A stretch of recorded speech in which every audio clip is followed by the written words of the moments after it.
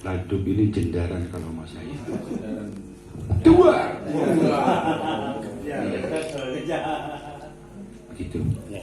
Menurut Yai, apa yang telah saya sampaikan ini bagaimana?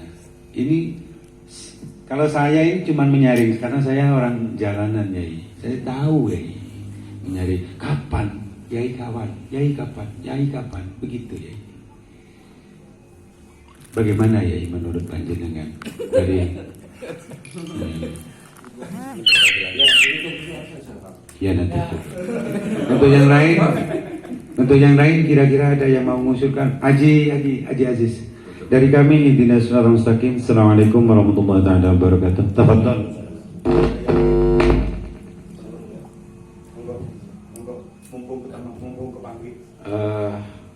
Kalau perhatian intune barangkali ngangen-ngangen dulu apa yang ditanyakan.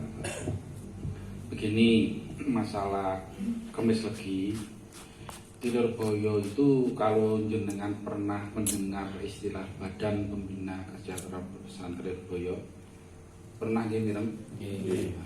Sekarang ini Badan Pembina ini ada Badan Pembina Muda.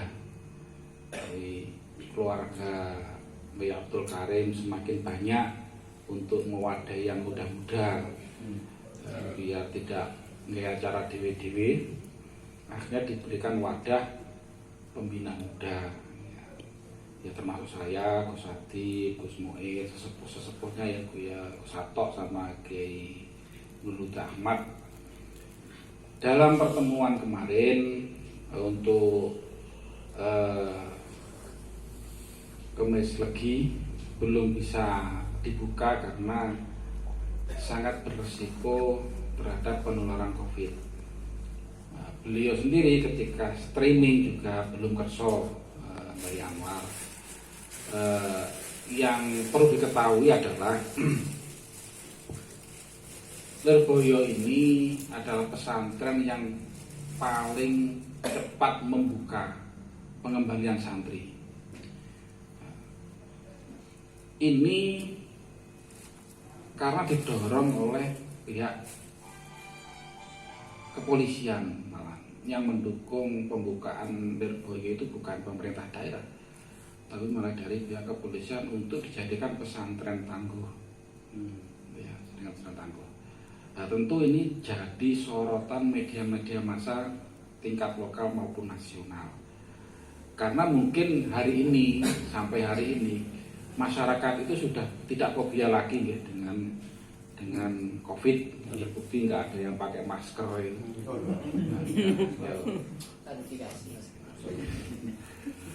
Akan tetapi tidak dengan pemerintah daerah, TNI, Polri dan pemerintahan yang lain-lainnya tetap menganggap COVID itu sesuatu yang harus betul-betul penularannya dicegah. Dan Lirboyo ini sangat menghargai upaya-upaya pemerintah untuk melakukan hal itu. Bahkan beberapa waktu yang lalu kita itu sempat dibuat repot oleh pemerintah daerah karena kena tracing. Ada alumni santri pulang berapa hari kemudian sakit, lalu dibawa ke rumah sakit dinyatakan positif corona dan tidak lama kemudian meninggal.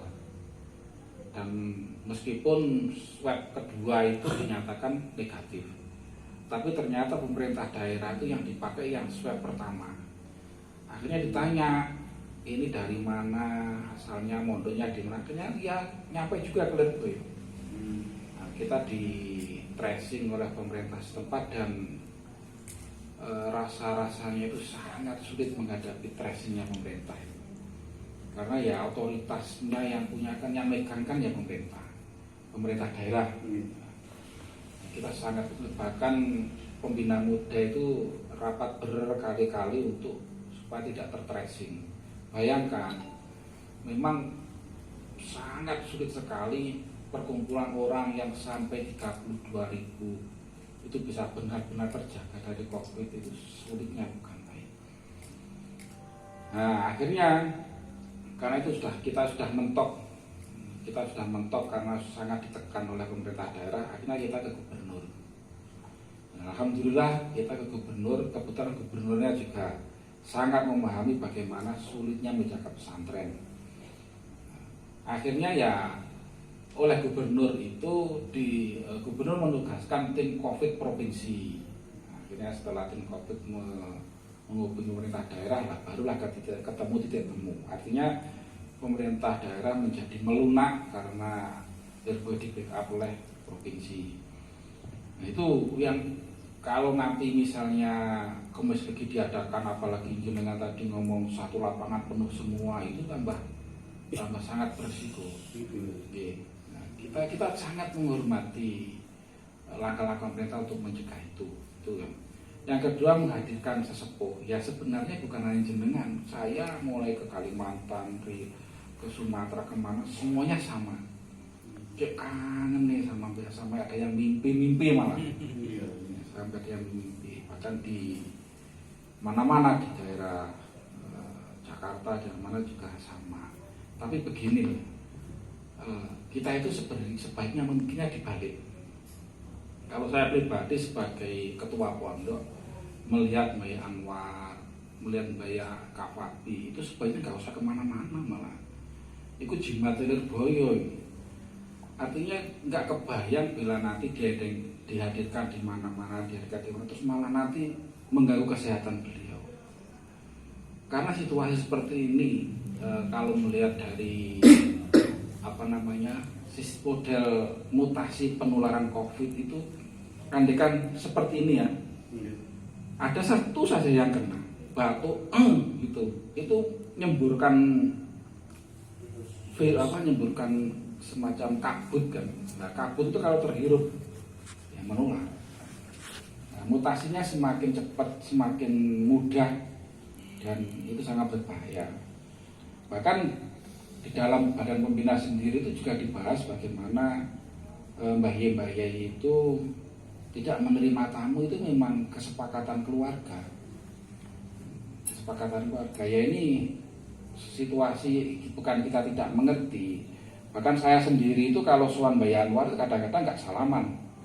Kalau ada sidang pembina itu nggak ada yang salaman kadang-kadang. Dari jauh dan pakai masker. Karena ya kita betul-betul ngeman, apalagi Mbah Anwar. Itu andekan nggak ada corona ya, memang itu cara corona itu mau wujud itu tak jotos tenanan. Ya boleh disantet. Masya Allah, corona ini membuat rusak semuanya.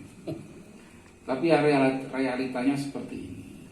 Nah, saya waktu di daerah Jawa Tengah itu juga pernah diskusi semacam ini. Artinya mereka itu tanpa ya karena emosional kangennya ke Mbah Yai itu ingin bangun. Tapi setelah saya jelaskan, apa sama juga eman karo Mbah Yai sepuh itu. Karena corona itu kan ada OTG-nya tuh. Yang repot kan itu. Kalau corona, setiap orang kena corona pasti ada tandanya jelas, itu enak. Nah, corona itu ada OTG-nya.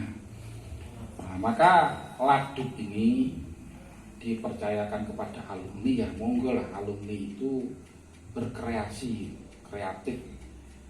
Tadi disampaikan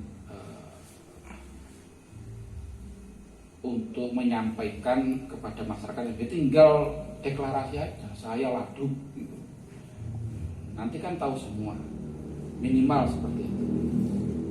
Bila nanti perlu sesuatu untuk menarik masyarakat bisa diajak ke laduk, ya monggo menghubungi tim suksesnya. Oke. Karena saya bukan tim sukses, mungkin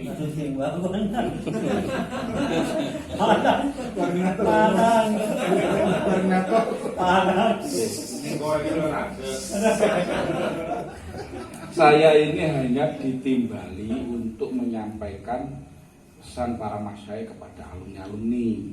Makanya Kaji Roes itu tema pertemuannya temanya masa-masa. Ya seperti itu. Jadi murni kita berkhidmat kepada para masyayikh. Saya sendiri itu ya, andaikan yang nyalon itu bukan keluarga, ya nggak mau saya. Nah, satu. Kedua, memang yang saya tahu Bulatif itu punya kapasitas. Di situ itu punya kapasitas. Andai kamu dulur tok pelongo ya nggak mau saya. Karena beliau itu punya kapasitas. Kemarin waktu saya dampingi Kiai Hasim itu di hotel Arya itu waktu saat makan-makan bersama satu ruangan itu ya sangat kelihatan lah kapasitas beliau itu. Hanya keluarga sepakat mengusung beliau itu ya karena memang sudah dunianya seperti itu. Nah, fannya begitu. Dan kalau mengusung tema pesantren kayaknya ya pas-pas saja karena beliau itu lahir dari pesantren. Ya mungkin itu ya jawaban-jawaban dari Ra Soim tadi terkait dengan keluh kesahnya tadi menghadirkan para masyayikh, kemudian sedikit dibuka. Ya andaikan tidak ada COVID ya normal-normal saja, tapi karena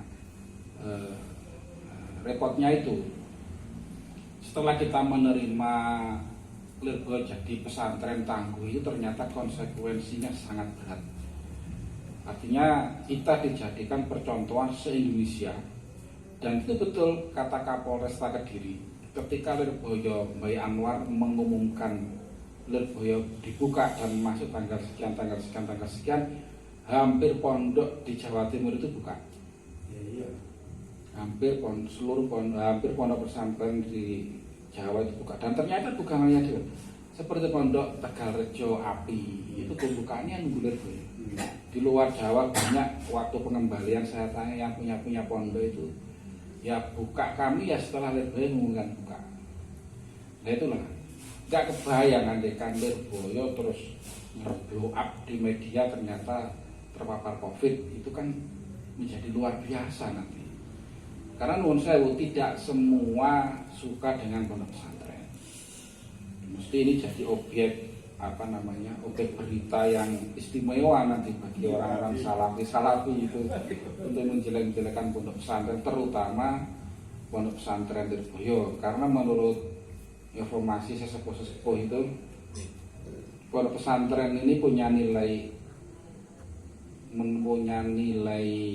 sangat besar dalam hal menangkal hoak-hoak dalam bidang agama. Itu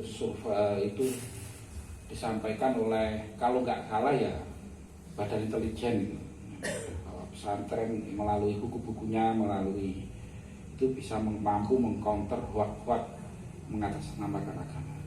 Ya termasuk acaranya Mas Hulu Basoir itu apa jenenge itu? Aswaja dan itu bagus. Bagi teman-teman yang lain yang lebih pengen kreatif ya monggo buat konten-konten apa podcast atau apa yang lainnya meluruskan ajaran-ajaran kita. Karena diakui atau tidak kita itu di dalam teknologi jauh dibanding dengan orang-orang salafi. Khalid Basalamah itu nggak punya santri tapi pengikutnya jutaan melalui konten-konten YouTube dan sebagainya. Kita ini wis berangkang sampai macam di syuting aja gak iso. Gak iso lah. Bagian tukang nyutingnya. Niku iki.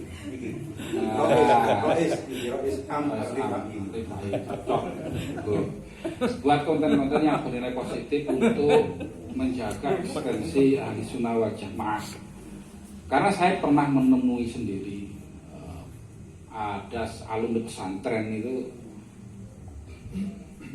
karena musim corona itu dia nggak bisa ngaji. Alumni pesantren formal yang pesantren itu kan macam-macam loh. Ada yang mengejar bukan prestasi di bidang pendidikan formalnya. Diniahnya itu tidak begitu. Nah itu salah satu yang saya temui langsung itu karena corona dan dia tidak lagi mengikuti ngaji-ngaji, akhirnya terpengaruh melihat YouTube dan tertarik dengan model-modelnya seperti Firanda, Basalamah, Syafiq Basalamah, Bawazir itu dan macam-macam. Akhirnya nggak kunut, mengucapkan Sayyidina itu sudah nggak mau dan macam-macam. Ada basicnya pondoknya bertahun-tahun itu di pondok pesantren. Nah inilah tantangan santri-santri, bagi alumni-alumni ini cobalah buat konten-konten yang bersifat positif di dalam pengembangan dan penguatan Ahlussunnah wal Jamaah. Pun jelas nggih? Nggih. Monggo yang lainnya. Assalamualaikum warahmatullahi wabarakatuh. Sedikit Gus, mohon diteruskan kepada Gus Muid atau timnya Bu Latifah